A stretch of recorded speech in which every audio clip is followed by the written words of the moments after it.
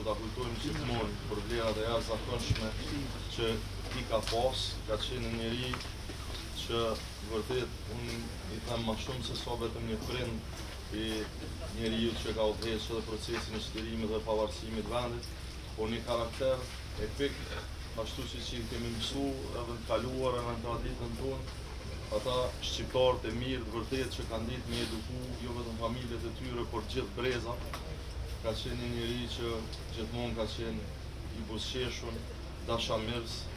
një njeri që na ka përkrahur gjithmonë dhe fjalët e tij,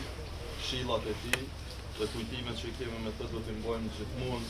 si shumë të veçanta. Na vjen keq se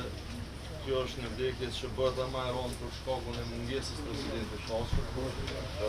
Së paku ka patur mundësi që para pak ditësh ta takoj për herën e fundit babain e tij, por vërtet kjo dhëmbje shkon e rritët për familjen, për neve të gjithëve, për shkakun e mungesës së presidentit Pashkut. Kujdimi për pasionazhi do të jetë i përhershëm e ne urojmë që ai të prehet në